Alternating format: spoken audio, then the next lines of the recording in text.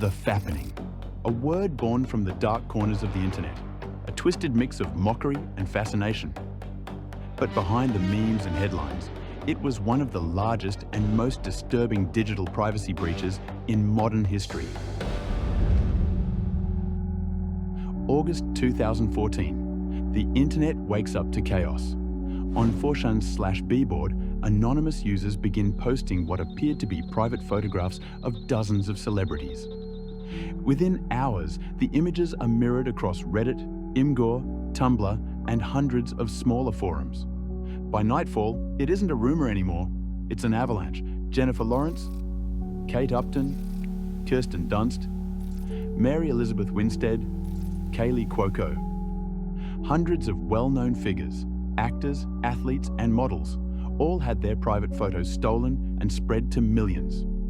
The images weren't the product of a single massive server breach.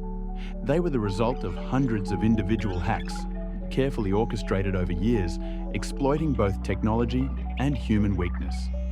The images first appeared as low-quality previews, just enough to bait the internet's attention. Then came massive data dumps, with archives shared on sites and forums around the world. The subreddit called The Fappening quickly grew into one of the fastest-growing pages in Reddit's history, hosting thousands of stolen files before the site was forced to shut it down. But by then, it was too late. The damage had been done. Copies of those private photos were already everywhere. The method used was deceptively simple. Not a sophisticated cyber attack on Apple or any cloud system, but targeted phishing and password guessing. Hackers sent fake security emails, pretending to be from Apple or Google, tricking victims into revealing their credentials. Other accounts were breached through weak or reused passwords. Some were accessed by answering predictable security questions based on public information available through interviews or social media posts. Mother's maiden name, what's the name of your first pet, and when you're talking about a celebrity, you could probably just get all this information from their Wikipedia page. Apple's iCloud system became the center of controversy. Many believed it had been directly compromised, but investigations later revealed a different truth.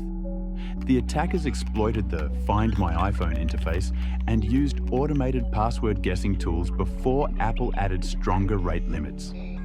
It wasn't an inside job. It was persistence, patience, and manipulation, and it worked. The FBI launched a full investigation within days. Federal agents began tracing IP addresses, timestamps, and metadata connected to the leaks. What they found led them to a network of individuals scattered across the United States. Some were thrill seekers chasing internet fame. Others were collectors, obsessed with stealing private content from celebrities for years. By 2016, the first arrests were made.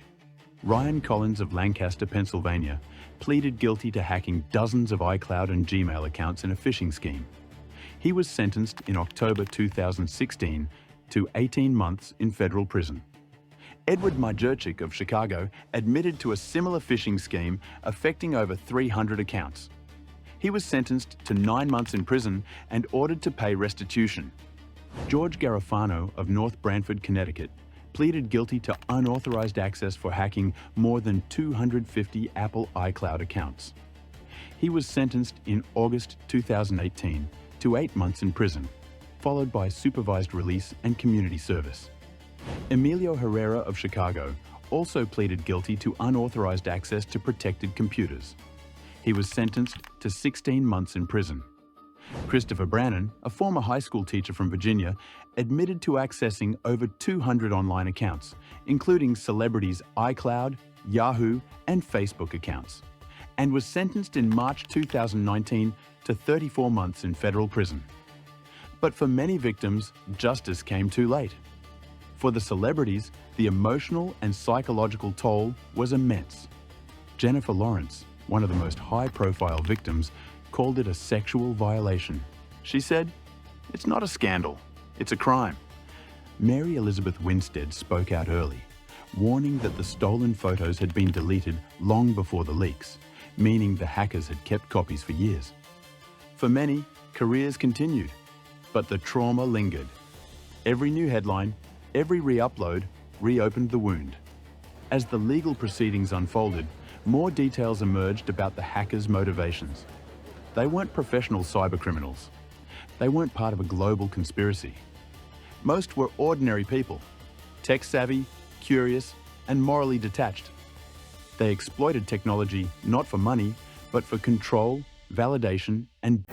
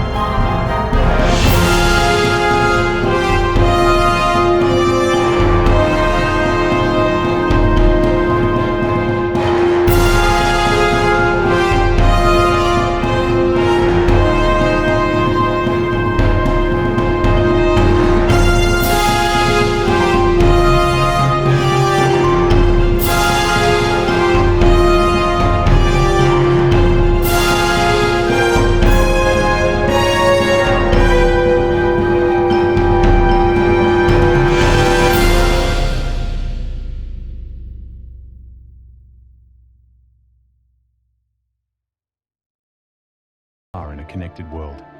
A story of human weakness, technological failure, and moral decay. And while the world has changed since 2014, one truth remains. Once it's online, it's no longer yours.